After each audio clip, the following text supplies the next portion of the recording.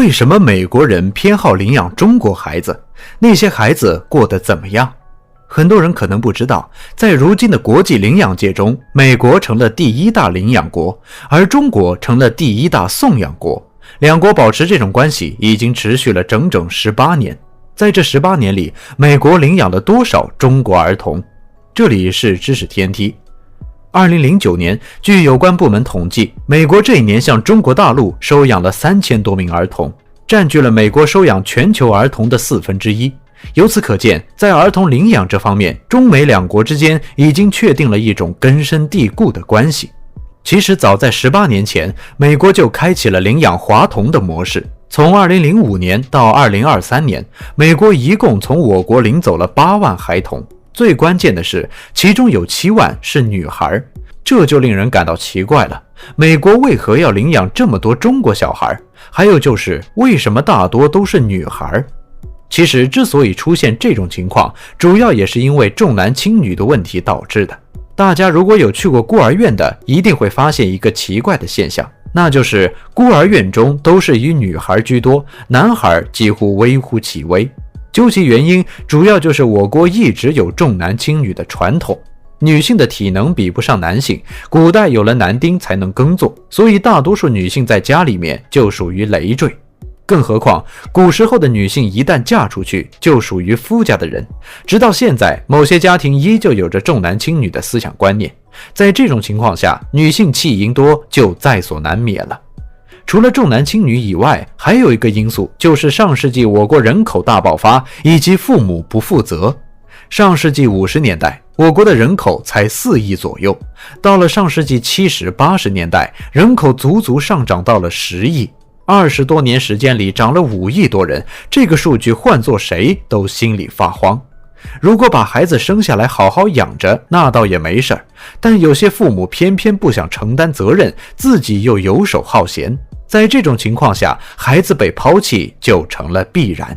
根据后面的数据统计情况来看，在2005年的时候，我国的孤儿总数已经达到了57万人，到了2010年，我国孤儿总数更是上升到了71万人。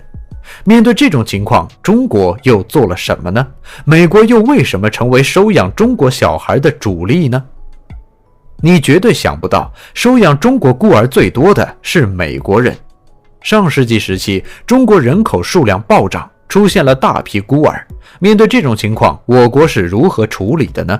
一方面修建大量的福利院，让孩子们有个安居之所；另一方面则是开启跨国送养的大门，让国外那些有经济基础的家庭来领养我国的一部分孤儿。比如在1992年，我国就出台了收养法，正式将跨国送养编入法律，这样就能实现中国送、外国收这样一套机制。在这套机制中，我国先是把孤儿的数据发入国际收养系统，然后国际收养系统将这些数据对接到美国的福利机构，到时候美国那些领养的家庭只需要在福利机构进行匹配，就能成功领养到一名孤儿。说到这里，很多人会问了，全世界国家千万，为什么偏偏是美国人来收养？关于这个问题，一方面因为美国本身国力强大，资金雄厚，各方面都比较发达，所以他们拥有一套很健全的领养体系。这个体系会给夫妻俩匹配到一个合适的孩子，这样就解决了夫妻没孩子和孤儿没人养的双重问题。其次，美国本身就是一个移民国家，它的包容性特别强，各式各样的文化都能兼容并蓄，所以在领养国际儿童这方面，美国也是做到了来者不拒。如果是欧洲那些国家，可能就无法做到这种程度。第三，就是在美国的许多家庭中，领养白人孩子是一件很困难、很麻烦的事儿。你要领养孩子，必须要公示自己的财产。如果年收入低于8万美元的家庭，是没有资格领养白人小孩的。在此之后，有关部门会去挨家挨户核实这些信息，还需要缴纳各种费用，其中包括领养费，向孩子的生母缴纳怀孕费、生产费等。